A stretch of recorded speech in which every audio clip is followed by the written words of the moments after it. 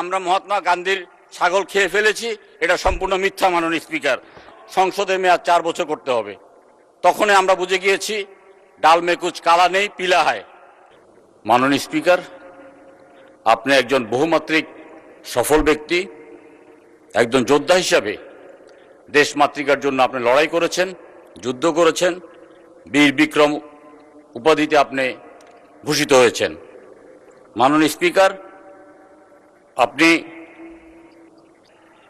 ফুটবলে একজন কীর্তিমান খেলোয়াড় ছিলেন। আমাদের তরুণ বয়সে আপনি 1973 সালে বাংলাদেশের প্রথম এবং শেষ ডবল হ্যাটট্রিক করে যে রেকর্ড করেছেন, সেই রেকর্ডটি এখনো অম্লান। মাননীয় স্পিকার, বিশ্বের ইতিহাসে আপনি একমাত্র ফুটবল প্লেয়ার যিনি বিয়ের 2 দিন আগে হ্যাটট্রিক করে বিয়ে উদযাপন করেছেন। মাননীয় স্পিকার, মাননীয় স্পিকার, আল্লাহ আপনাকে অনেক সম্মান দিয়েছে। ডবল হ্যাটট্রিক করে সংসদে এসে এবার 7মবারের মতো আপনি সংসদ সদস্য নির্বাচিত হয়ে স্পিকার হয়েছেন। মাননীয় স্পিকার, যুদ্ধকালীন সময়ে আপনার বন্ধু দিনাজপুরের আইনজীবীর পিতার দ্বিতীয় সন্তান ক্যাপ্টেন মাহবুব সব সময় আপনাকে একটা প্রশ্ন করত, যদি যুদ্ধের সময় আমরা শহীদ হয়ে যাই এই জাতি কি আমাদেরকে মনে রাখবে? আপনি বলেছেন এই জাতি আমাদেরকে মনে রাখবে, মুক্তিযুদ্ধের হিরোদের মনে রাখবে। মাননীয় স্পিকার, আমরা মুক্তিযুদ্ধের হিরোদেরকে সারা জীবন মনে রাখবো কৃতজ্ঞতার সাথে, শ্রদ্ধার সাথে, ভালোবাসার সাথে। মাননীয় স্পিকার, আল্লাহ তাআলা আপনাকে একটা সম্মানের জায়গা দিয়েছে। আপনি আপনার বন্ধুকে কথা দিয়েছেন যে এই হিরোদের যারা যুদ্ধের সময় জীবন দিয়েছে তাদের জীবনী আপনি পাঠ্যপুস্তকে যেন অন্তর্ভুক্ত করা হয় সেজন্য আপনি কাজ করবেন। আশা করি মাননীয় স্পিকার, আপনি আপনার শহীদ বন্ধুকে দেওয়া তার কর্তব্য বা আপনার যে দায়িত্ব অথবা আপনার যে কথা সেটা পালন করবেন। মাননীয় স্পিকার, আমাকে সময় অত্যন্ত কম দেওয়া হয়েছে। আমি আসলে 2-1টা বিষয় নিয়ে কথা বলতে চাই। মাননীয় স্পিকার, ঘরে এবং বাহিরে, সংসদে এবং রাজপথে ঐক্যমত্য কমিশন নিয়ে আলাপ আলোচনা হচ্ছে। ঐক্যমত্য কমিশনের তেমন কোনো আইনগত ভিত্তি ছিল না। আমাদেরকে প্রথম মিটিংয়ে ডেকে তারা বোঝানোর চেষ্টা করছে যে ভোটারদের বয়স 17 বছর করতে হবে, প্রার্থীদের বয়স 23 বছর করতে হবে এবং সংসদের মেয়াদ 4 বছর করতে হবে। তখনই আমরা বুঝে গিয়েছি ডাল মে কুছ কালা নেই পিলা হয়।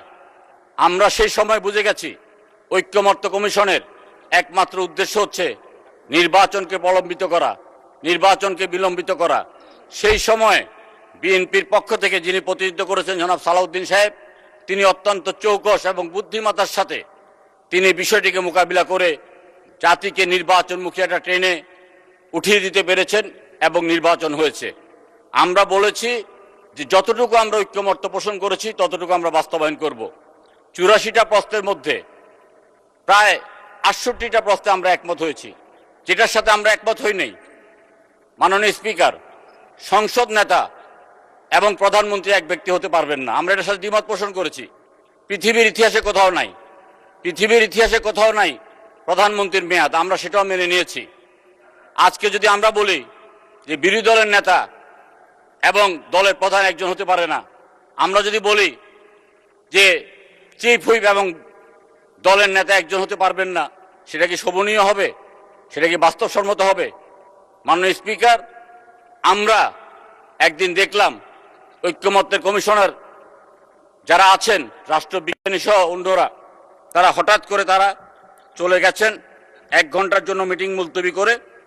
এসে ওনারা একটা প্রস্তাব দিলেন আমাদের সামনে। আমরা ওই প্রস্তাব পেয়ে আমরা একেবারে হতভম্ব হয়ে গিয়েছি। মাননীয় স্পিকার, আমরা দেখলাম যে রাষ্ট্রপতির ক্ষমতা বৃদ্ধি করার জন্য ওনারা যেভাবে প্রস্তাব দিয়েছেন তাতে করে নির্বাহী বিভাগকে একেবারে ছোট জগন্নাথে পরিণত করার জন্য।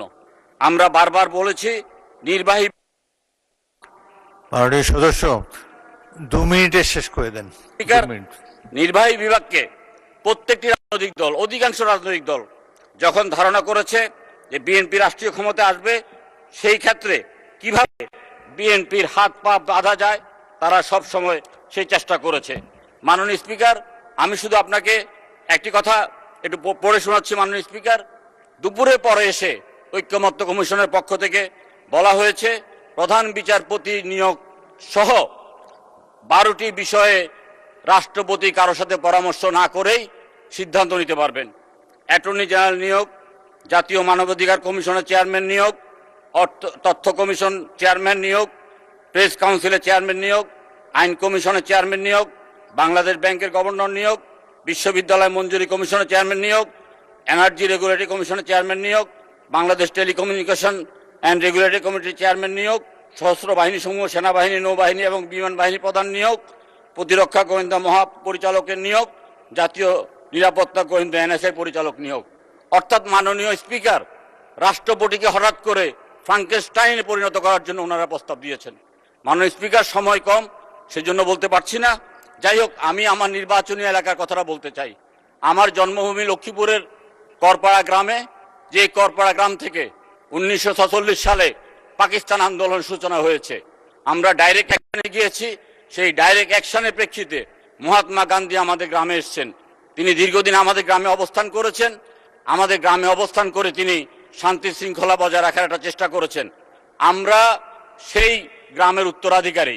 যদিও আমাদেরকে বলা হয় আমরা মহাত্মা গান্ধীর ছাগল খেয়ে ফেলেছি, এটা সম্পূর্ণ মিথ্যা। মাননীয় স্পিকার, আমাদের লক্ষ্মীপুরে যাওয়ার কোনো রাস্তা নাই। আমরা ঢাকা থেকে সরাসরি লক্ষ্মীপুর যাওয়ার রাস্তা, আমরা হাসপাতালের উন্নয়ন, এলাকার বিভিন্ন যে সমস্যা, বাস টার্মিনালের উন্নয়ন, আমরা এগুলো চাই। ধন্যবাদ মাননীয় সদস্য। জনাব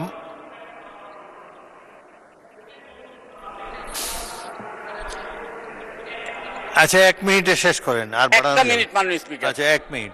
1 মিনিট মাননীয় স্পিকার, 60 সেকেন্ড। অন্তর্বর্তীকালীন সরকার যখন ঐক্যমত্য কমিশনে আমাদেরকে ব্যস্ত রাখছে, একদিকে তারা চেষ্টা করছে স্থানীয় সরকার নির্বাচন করার জন্য, আরেকদিকে চেষ্টা করছে তারা চট্টগ্রাম বন্দরকে বিদেশিদের হাতে তুলে দেওয়ার জন্য। মাননীয় স্পিকার, এটা অসম চুক্তি। 51 একর জমি 48 বছরের জন্য দিয়েছে মাত্র 6,700 কোটি টাকার বিনিময়ে। 6,700 কোটি টাকা বিনিয়োগ করার মতো বাংলাদেশে হাজারো এন্টারপ্রেনার আছে। চট্টগ্রাম বন্দর যদি নিজেরা তারা এটা করত, 2 বছরের মাথায় এটা অর্থ আমরা উসুল করে ফেলতে পারতাম। এটা একটা অসম চুক্তি। আজকে বিডার কোনো অ্যাচিভমেন্ট নাই, কোনো কিচ্ছু নাই। মাননীয় স্পিকার, নিউমোরিং কন্টেইনার টার্মিনাল, যেটা চট্টগ্রামের হৃৎপিণ্ড, সেটা আজকে বিদেশিদের হাতে তুলে দেওয়ার জন্য একটা পায়তারা করছে। মাননীয় স্পিকার, আপনার মাধ্যমে এর বিরুদ্ধে